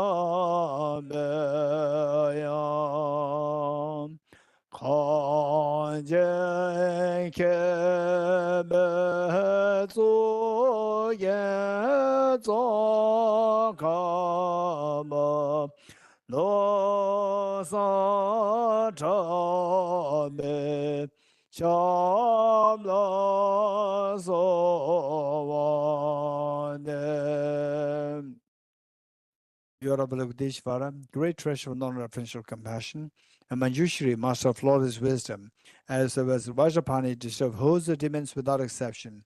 Sungaba, crown jewel of the sages, the land of snows, lost on top by your feet, and make prostrations. Okay, now we will do the generate the mind of concept in yoga. For this, today we'll do a shorter version. First, we'll do a meditation, 5 minutes meditation, single point meditation or shamatha meditation, followed by instead of going for the renunciation, all what we did thus far is more like preparation for the renunciation bodhicitta. And now we'll try to move to the bodhicitta part, and then followed by the wisdom of emptiness. Okay, so the 5 minutes, and if there are some of you who are who are new to meditation, I'd like to quickly give the instructions here.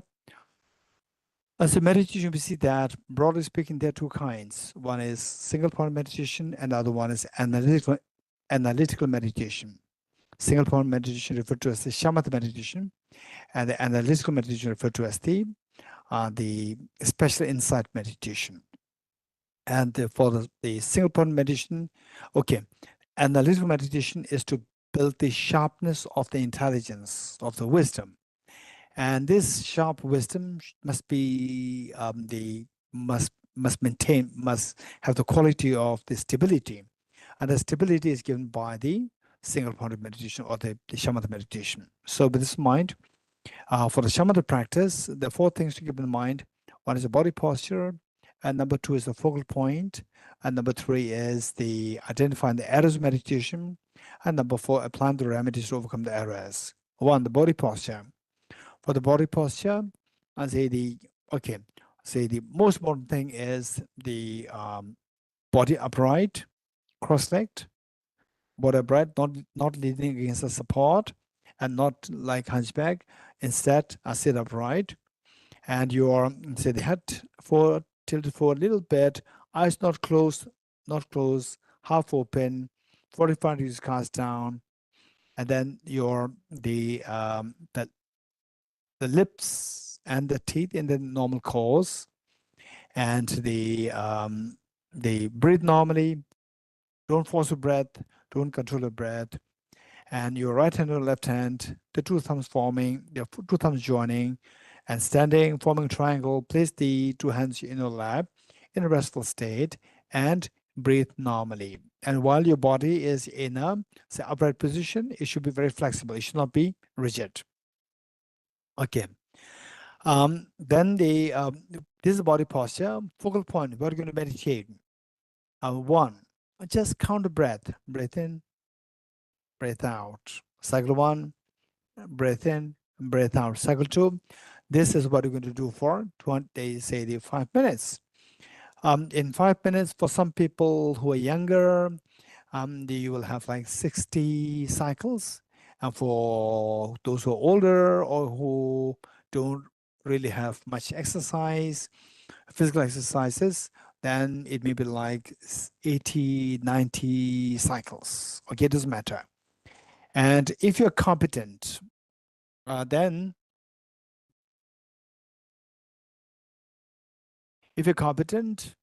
we see that along with counting the breath, you also visualize a tiny white dot between the nose and the upper lip. So 2 things together. Whereas if you don't think that you can do the 2, you can do only 1 thing, just count the breath. Okay. Number 3, identifying the errors of meditation. 2 potential errors are there. One is mental laxity, and the other one is mental excitement. Mental laxity is inactivity of the mind. When your mind feels heavy, drowsy, and so forth. And the mental excitement is when the overactivity of the mind is hyper distracted and scattering. These are 2 problems. How to avoid the 2 problems? By resorting to the 2 remedies. What are the 2 remedies? Introspection and mindfulness. Introspection is to keep an eye on your own mind to see what your mind is doing. Is it really meditating, or is it distracted, or is it in a relaxed state? You have to keep a watch on your own mind. And if you see that your mind is distracted or in a relaxed state, then apply the mindfulness to bring the mind back to the intended of your meditation. Are you ready? 5 minutes.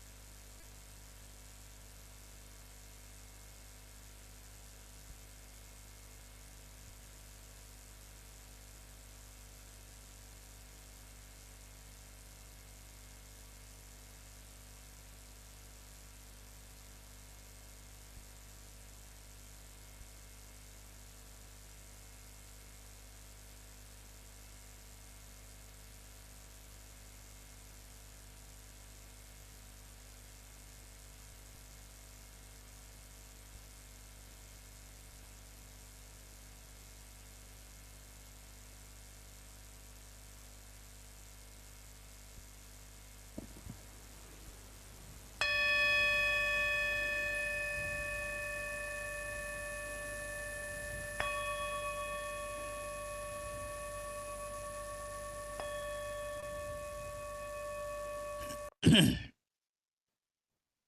thank you. Next, Bodhicitta. For Bodhicitta, we do the 4 immeasurables, and then to be concluded with the Bodhicitta aspiration. So with this in mind, we will ready for the Bodhicitta. We do the 4 immeasurables. We do the first 2 immeasurables: immeasurable compassion and immeasurable loving kindness. Ready? Okay. This is going to be more analytical meditation, guided meditation. So I'm going to explain what thoughts to be invoked, and in the process, just let your mind flow according to the guidance given, and the don't try to correlate, compare, contrast with what we've learned before. Just let flow is opportunity for us to invoke the spirits. And if you do want to compare, contrast, you can do it later, not now. So this time you just try to invoke the spirit. Meanwhile, at times you may feel that it is the little superficial, what I'm doing doesn't really resonate with my real thinking. They say that I give all my happiness to others, I take stuff from others. It may not really resonate with you. And you may as this sound that is so superficial. It doesn't matter. This is how we begin. This is meaning of the practice, this is meaning of the training. We begin with the superficiality. You practice it wholeheartedly, try best, and it eventually become real. Okay, ready? Let us invoke all the Buddhist Bodhisattvas in the space in front of us as so loving, caring, embracing, as our role models for cultivating the universal compassion and universal loving kindness towards all the beings. And your true parents, all of family members, including children, and all their mothers and beings living on our side. And the whole purpose of this practice is to exterminate the demon of the self-centered attitude. First, immeasurable compassion. How good would it be that all my dear mother sentient beings are freed from suffering and the causes of suffering. The cause of suffering primarily consisting of self-grasping ignorance and self-centered attitude. May all my dear mother sentient beings be freed from suffering and the cause of suffering. I will take the responsibility that all my dear mother sentient beings are freed from suffering and the cause of suffering. The Buddhist Bodhisattva was witnessing that you making such a courageous commitment, that intensely happy, like the mother after all his many years of hardship in raising children. Today, the eldest daughter is just 12 years old, and the eldest son just 11 years old. They come to the mother, tell the mother, please take rest. You have done everything for us. You love us so much. We also love you so much. Now we are grown up. We'll take care of all our siblings. And the mother could not believe her eyes and ears, with tears rolling down her cheeks. She is so proud and happy today. This is exactly what happens to all the Buddhist Bodhisattvas. This immense love, the pride and the love, compassion, happiness the Buddhist Bodhisattvas feel today invoke the compassion minds to ascend from nectar of soothing light towards you and ultimate sentient beings. The mere touch of light nectars with the bodies of beings in yours washes away all the miseries and the cause of miseries from the minds of sentient beings in yourself.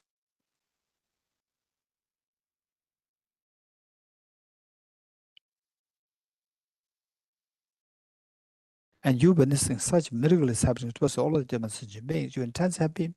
Take 3 deep breaths, sigh with the relief.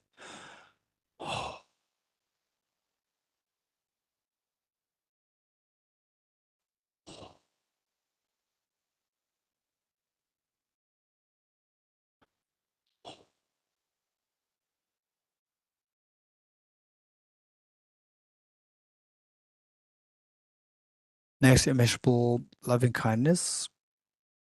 How good would it be that all my dear sentient beings are endowed with happiness and the causes of happiness. The causes of happiness primarily consisting of the most fearless mind of the wisdom of emptiness and the most beautiful mind of the altruistic bodhicitta.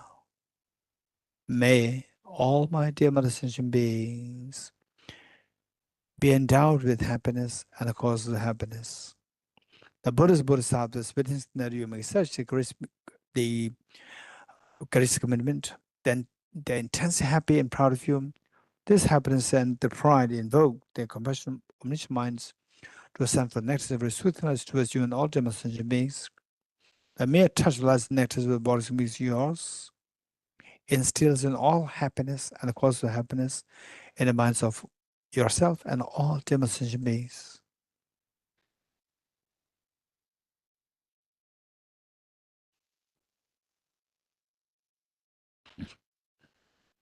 And you witnessing such a miracle is happening to us all the demons sentient beings. We're intensely happy. Take 3 deep breaths, silent relief.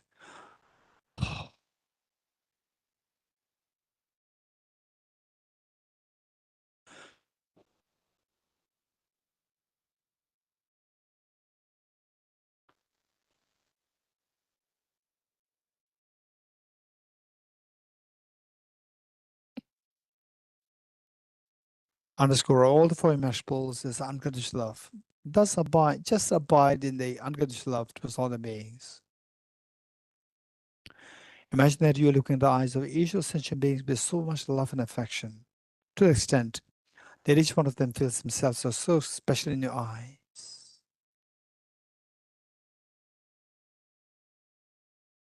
With folded hands, we'll make a Bodhicitta commitment 3 times together. May I become Buddha for the benefit of all my dear Mother sentient beings. May I become Buddha for the benefit of all my dear Mother sentient beings. May I become Buddha for the benefit of all my dear Mother sentient beings. May I become Buddha for the benefit of all my dear Mother sentient beings. Okay, slowly transform this beautiful Mother Bodhicitta into a spotless, clean, white bone disc, horizontally sitting with the heart. Okay, it's amazing that you made such a courageous commitment to become Buddha for the benefit of all demon sentient beings, but keep in mind that no matter how much you squeeze a handful of sand, no oil comes out. Yes, that's true, but I'm not like a handful of sand. Instead, I'm like a handful of sunflower seeds. I do have the seed of perfection with me. I do have a seed of Buddhahood with me. It's known as the Buddha nature. I have that. The Tathagata I have it. But how come that since time immemorial till now, that is never activated? Yes, that's true. Since time immemorial today till today, I'm being deceived by these 2 demons: self-grasping, ignorance, self-centered attitude. Today, I'm disillusioned by this fact. I'm going to do everything to exterminate these 2 demons. What are you going to do? I'm going to introduce a very powerful remedy. What remedy? The remedy of the wisdom of emptiness. Okay, let us meditate on the wisdom of emptiness. Again, it's going to be guided meditation. Just try to flow through the experience to the best you can. Okay, let's meditate emptiness of the self. Because all the problems somehow related to 2 factors, external factors and internal factors. Within the internal factors, you see that there's a self who experiences these miseries. When you see the self as intrinsically real, as objectively real, then the possibility for experience, the miseries is intensified. Whereas if you dissolve the sense of the self to be objectively real, the self does exist. It's not that self doesn't exist, it does exist, but it doesn't exist the way it appears to us. So if you truly identify how it exists, that it does not at all exist as object real, when you realize this, all your miseries and tensions and sorrows dissolve. Okay, so just think of who you are. What are you doing? I'm meditating. And what is your body doing? My body is in meditative posture. And how does this person who identifies I appear to be like say a movie, like a dream that your mind is creating it, or you see that self as so solidified, objectified out there as so tangible? Yes, of course, as so solidified, objectified, tangible out there, independent of my mental projection. Okay, disappearance and disapprehension, seeing the self as object real, and this known as the self-grasping ignorance. And this is at the root of all our problems. Okay, how can I know that this is not a, how can I know that this is not a valid mind? How can I know that this is deceptive mind? If the self does exist the way it appears to your mind, the way your mind apprehends it, remember what Arjuna taught in Ratnamala. If the mirage were to be water, one of those close by the mirage see water. But a similar token of reasoning, if the self would exist objectively, why don't I see the self as I go closer to the object? Okay, now let us go closer to the object, which is technically referred to as the ultimate analysis. Subjecting this self to ultimate analysis, just ignore all those things which are not self, because you're only interested in what is objectively existing as a self. Okay. Subjecting self to ultimate analysis, initially we see a very thin layer of the skin of the body. Of course, that is not me. Ignore this. Behind that, fatty tissues. Behind that, the muscles, cartilages, the whole skeleton, the heart, the lungs, the liver, the pancreas, stomach, intestine, gallbladder. These solid parts constitute element of earth, and none of these elements of earth is to be identified as intrinsically as the self in our ultimate analysis. Yes, that's true. Element of water, 4 liters of blood, which is pumped in and out by the heart to different parts of the body. Of course, that is not the self. Element of fire, 2,600 joules of energy of the body contains in the form of the body heat. Of course, that is not the self. That's not identified as intrinsically the self. Element of air, 4.6 liters of air that we breathe in and out through lungs. Of course, that is not to be identified as intrinsically, as objectively as the self. What is left? The space. 99.99% of a body is space. Comparing the space occupied by the electrons, protons, neutrons versus space between the electrons and the nucleus, there's no comparison at all. The space occupies the space between these tiny elementary particles is far what excels the space occupied by the electrons, protons, neutrons. But the element of space is vacuum in nature, and whereas I'm a solid person, even this space is also not. What is left now? My mind is left, my consciousness is left. Even that is also not me, because I'm a male, I'm a female, I'm a third gender. Yet the mind does not have this gender, and gender is positive on the basis of the body. And also that people can see me, but people cannot see my mind. So therefore, even this element of consciousness or the mind is also not me. Yes. Okay, now we see that in the ultimate analysis, we don't see anything which is to be identified, none of these 6 elements to be identified as intrinsically as the one with the self. Yes, the same possibility. If the self does not exist as intrinsically one with its 6 elements, then see if it still exists as objectively as there, independent of the 6 elements. Remove the 6 elements. What is left? Nothing is left here. So from this, we see that we rule out the possibility for the self to be existing as intrinsic one with its parts or intrinsic different from its parts, which the so beautifully and succinctly explained by my teacher, Venerable Geshe in his book on emptiness. Now, if this were to be the case, then what is left there as object real as a self. Nothing is to be identified there as a self, as object real. Stay in this experience for a while. And for some of you, if this meditation succeeds, you can feel a tinge of a fear. For some, a tinge of a tranquil experience, tingling sensations of body, or a cool wave flowing through your bodies. If any of these experience happens, you're very fortunate. If not, don't worry. Just go for more extensive studies, reflection, meditation, and emptiness, and you're bound to go through these experiences eventually. Okay. Now, stay in this experience that objectively, in the ultimate analysis, there's nothing to be identified as a self, to be identified as myself, I. stillness experience of the non-affirming negative of this emptiness of this self as object real. Okay, slowly transform this, the amazing profound experience of the wisdom emptiness, into a spotless, clean, white Vajra, vertically sitting on the motor scale heart. Okay, now that's amazing. You have the non-dual bodhicittas, the two bodhicittas and the non-dual form, the two bodhicittas. The moon, symbolic of the conventional bodhicitta, which is the aspiration to become Buddha for the benefit of sentient beings. This will guarantee to exterminate the self-centered attitude, one of the two demons. And the Vajra, symbolic of the ultimate bodhicitta, the non-dual wisdom of emptiness of the Arya Bodhisattvas. And this will guarantee to exterminate all the mental defilements, be it afflictive or cognitive, thereby taking you to the state of total fearlessness and infinite happiness. That's amazing.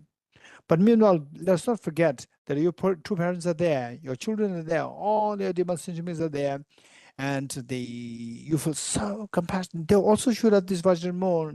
Yes, the intense and extremely profound compassion that you feel towards the beings.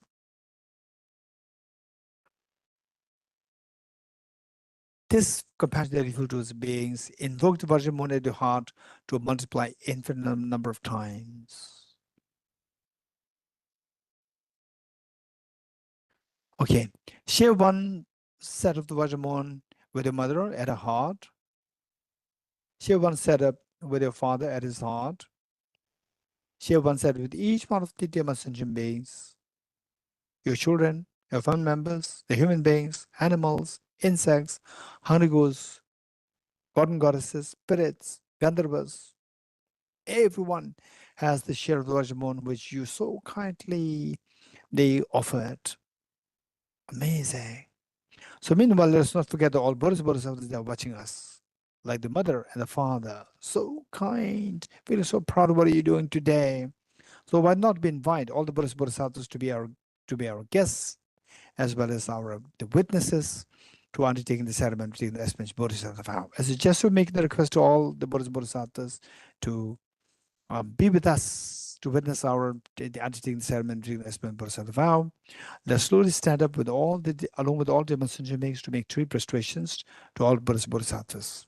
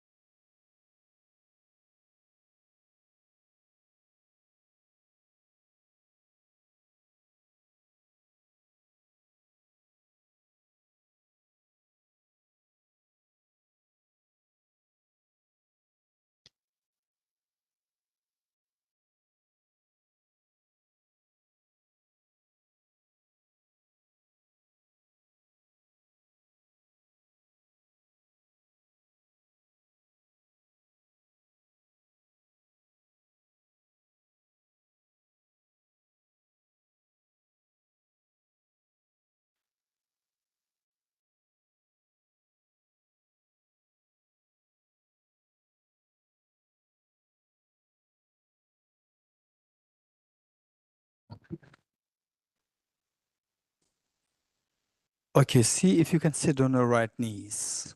See if you can sit on your right knees to take the Aspirational Bodhisattva vow. And whereas if you have knee problem, don't force yourself to sit on your right knees. You can sit in whatever position is comfortable.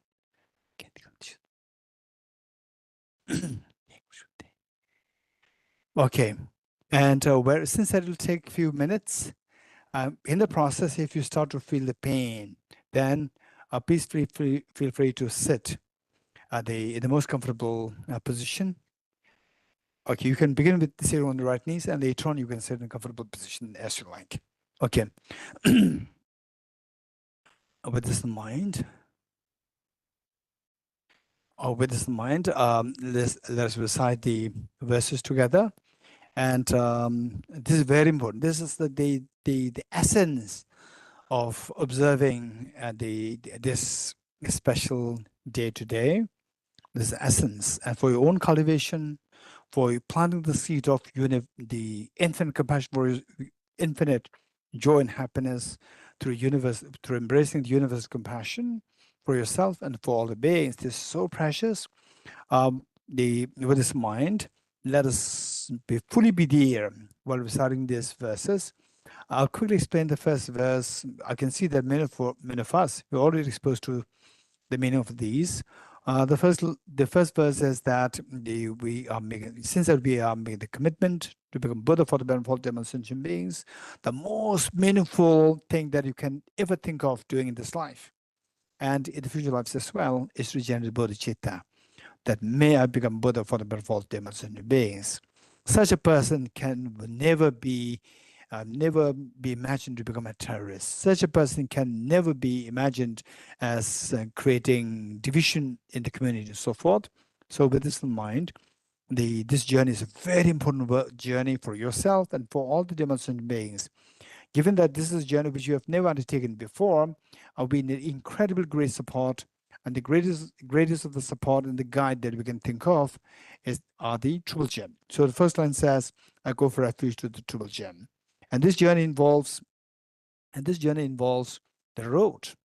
The road must not be blocked by the boulders or the fallen trees and so forth. And the road is none other than your own mind. And your mind must be freed of all the boulder-like, the fallen tree-like, the mental defilements. And how to remove the mental defilements most effectively is by confessing the negativities individually. Second line says, I confess the negativities individually. Now the road is clear, but if the car does under the fuel, again you cannot undertake the journey. So the car is none other than your own mind. Your mind must have enough fuel of the merit.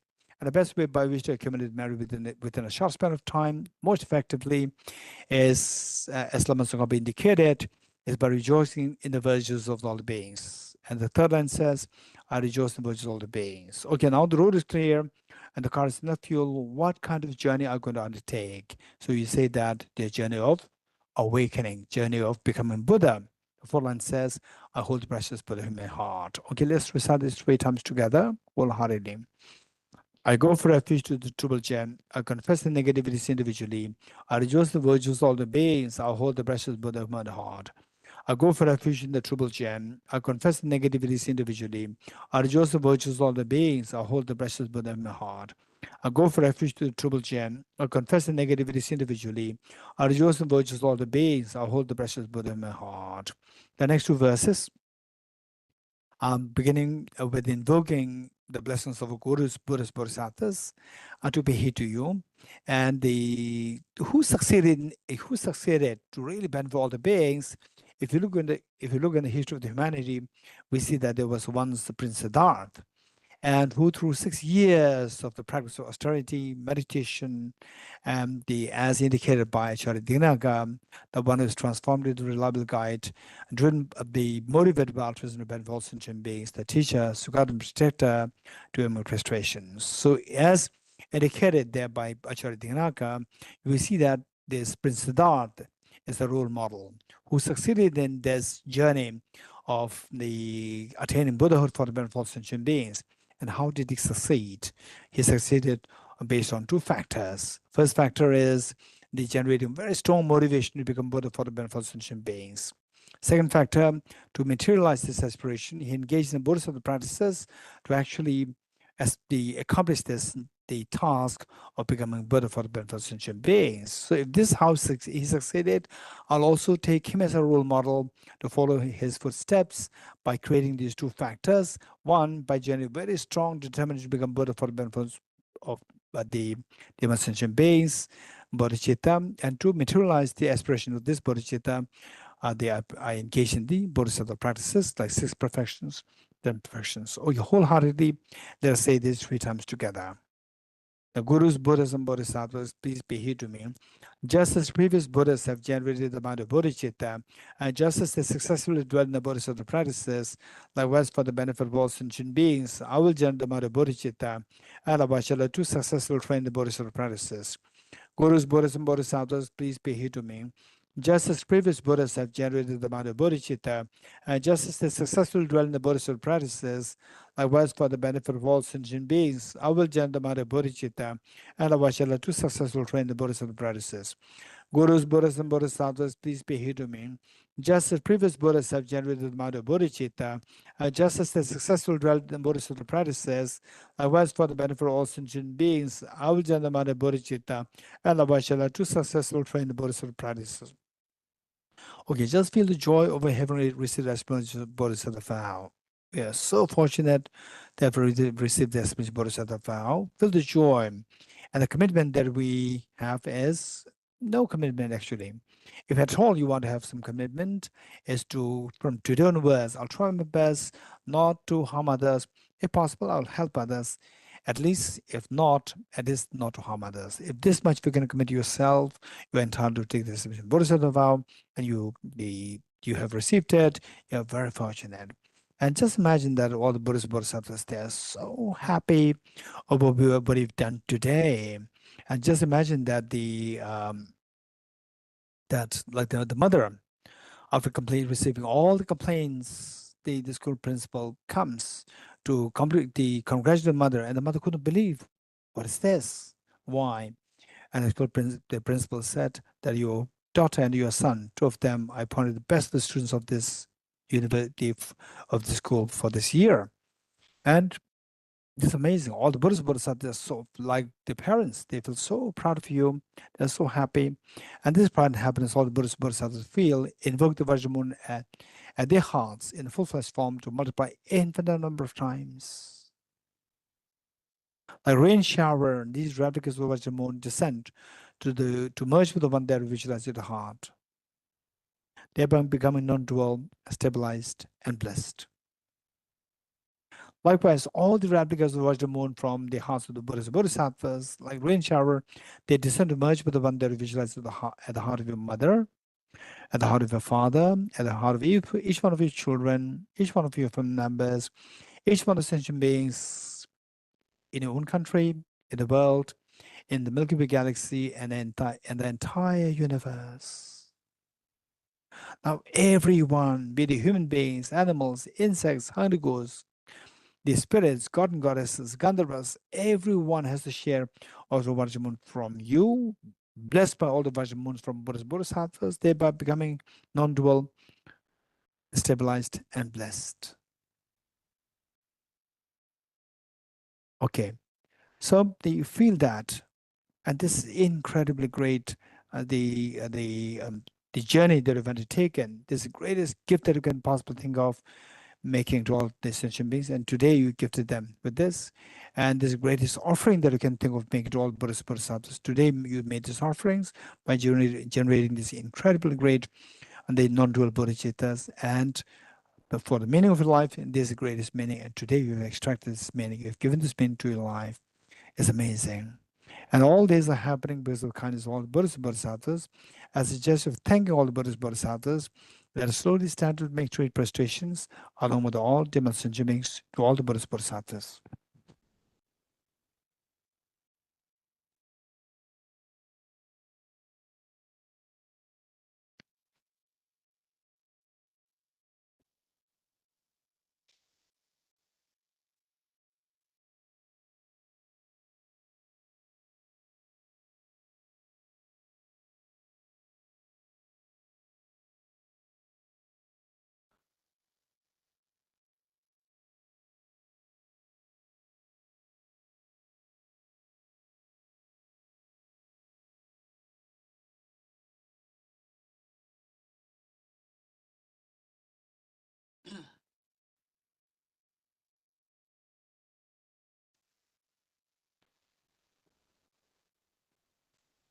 Okay, please take your seats. Now sit comfortably.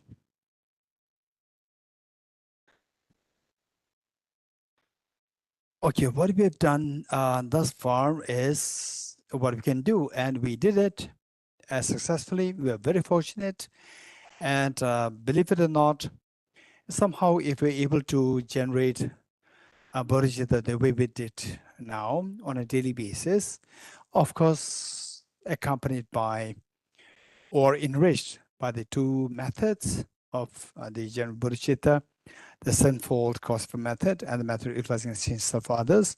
No doubt, I cannot say that in a year or two that you will have a very special feeling, but over the span of like 5 years, in some cases like 6, 7, 8, 10 years, no doubt you'll feel that your heart is really expanding. No doubt you'll feel that the adverse situations will not really disturb you as much. This amazing practice. So, given that this is so precious, why not we make it? We'll make sure that we come in contact with this teaching in the future lives as well. So, for that matter, we read the verse. This is the verse. We read the verse three times together, that we continue to meet with this practice and practice Bodhicitta and the wisdom of emptiness throughout our future lifetimes with the being guided by the Buddha Shakyamuni. Okay, let's pray this. Let's say this 3 times together. Throughout my future lifetimes, may I always be guided by the compassionate Buddha and be able to uphold the true precious Bodhicittas even in the course of my life. Throughout my future lifetimes, may I always be guided by the compassionate Buddha and be able to uphold the true precious Bodhicittas even at the cost of my life. Throughout my future lifetimes, may I always be guided by compassionate Buddha and be able to uphold the true precious Bodhicittas even at the cost of my life. Okay, now rejoicing over having taken the Aspirational Bodhisattva vow, having generated Bodhicitta, having generated wisdom of emptiness. And let us make it a point that your two parents and even your children and even your family members, all sentient beings, why not we take the advantage of including them in a practice? Some of them, they may think that, oh, this is a Buddhist practice. This is Buddhist practice. I'm not a Buddhist. It's not about Buddhism. It's about your own well-being, that you generate compassion and your family will feel that. And your family, where there's a family discord, can be resolved. Where, say, the children and the parents, they may not have a very close, a good relationship. The relationship will improve. It's a so beautiful factor. This also referred to as the gold-making elixir to make gold, which can transform the ordinary metals into gold. Ordinary relationships, beautiful relationships. This is so beautiful. Let us include all of them with us. With this mind, let's recite the following verses together. In order to further increase this bodhicitta from now on, those with discernment who have lucidly seized and awakened the mind of bodhicitta in this way should highly praise in the following manner. Today my life has borne fruit. Having well obtained this human existence, I've been born in the family of the Buddha, and now I'm one of Buddha's children. Thus, whatever actions I do from now on must be in accord with the family. Never shall I disgrace or pollute this noble and unsullied race. Just like a blind man discovering a jewel in Hebrew rubbish, likewise, by some coincidence, an awakened mind has been born within me. It's the supreme ambrosia that overcomes the sovereign of death. Is the inexhaustible treasure that eliminates all poverty in the world. Is the supreme medicine that quells the world's disease. Is the tree that shelters all beings wandering and tied on the path of conditioned existence. Is the universal bridge that leads to freedom from unhappy states of birth. Is the dawning moon of the mind that dispels the torment of the disturbing conceptions. Is the great sun that finally removes the mystic ignorance of the world. It is the quintessential butter from the channel of the middle of Dharma. For all those guys traveling the path of the conditioned existence, who wish to experience the boundless happiness, this will satisfy them with joy and actually place them in supreme bliss. Today, in the presence of all the protectors, and where the world to be cast as a festival of temporary and ultimate delights, may gods, demigods, and all be joyful. Okay, good. Final direction prayer. We'll just do the short direction prayer. And given that we have accumulated so much merit, no doubt, and let us dedicate the merits that's gathered, that His Holiness the Dalai Lama, the true source of joy and happiness on this earth, that he lives long and that his wishes be fulfilled spontaneously. Particularly his vision of the universal ethics, today taking the form of taking the shape of the C learning, social, emotional, ethical learning. May this be adopted by as many universities, colleges, schools, institutions, and by the nations and by UNO, that this be made as a mandatory program for all the institutions, that we can hope that in the future that the whole world, the world leaders come out of this program, they will they will really be there as brothers sisters, the holding hands of each other, instead of say the kicking the other side, or instead of creating wars on each other, instead to bring everybody as friends, the spirit of dialogue and spirit of reconciliation, spirit of compassion, spirit of oneness of the family. So with this in mind, let's recite the following verses together. I dedicate the matters thus gathered to the realization that is in the prayers of Buddhas and Bodhisattvas of 3 times, and to the holding of the doctrine, scripture, and insight. May in all lives, through the force that is merit, never separate from the 4 wheels of the Mahayana vehicle, and accomplish all the stages of the path, renunciation, bodhicitta, perfectly in the 2 stages. From my 2 collections, vast space that I've amassed from working with that and its practice for a great length of time, may I become the chief leading Buddha for all those whose minds customized blinded by ignorance. Okay, we'll say the Heart Sutra mantra 3 times together, and then the okay, so after this, then our 2 program coordinators will make the announcement of the conclusion. Okay, we'll say this together. Teata Om Gate Gate Paragate Parasam Gate Bodhiswatyatha Om Gate Gate Paragate Parasam Gate Bodhiswatyatha Om Gate Gate Paragate Parasam Gate Bodhiswatyatha Om Gate Gate Paragate Parasam Gate Bodhiswaha.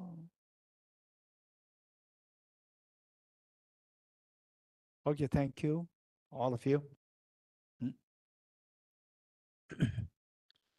Thank you very much, everyone. And for the participants who have come on, the participants who have come physically today for this session, I would like to make an announcement that we have a talk distribution, which we have here. Offering. And for the offline participants, I would like to mention that, whenever you have time, whenever we have this offline. next, for the online participants and for the participants joining us from the YouTube, whenever you guys have time, during our next Aspirational Bodhisattva Vows, led by Venerable Geshe Damdul, we will be giving you the talk offering. So I request you humbly to come over to Tibet House and visit Tibet House, and then for the next session, we'll be preparing the talk for all of you. Thank you very much. Where's happening? Where? Okay, younger ones come. Do the distribution quick. Younger ones. Ashurji, younger ones come. And for the offline participants, we have Ashurji, come. a refreshment. We have the traditional desi, which is a combination of dry nuts and sweet rice. And we have tea. So I request all of you to help yourself with the refreshment. Thank you. And thank you very much from the participants from Russia as well for joining with us. Thank you, everyone.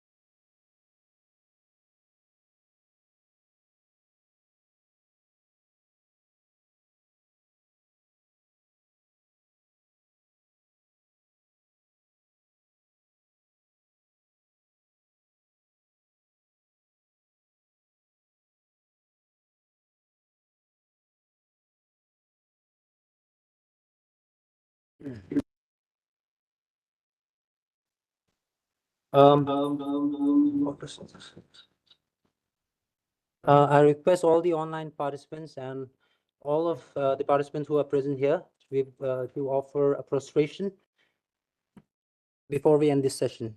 Thank you.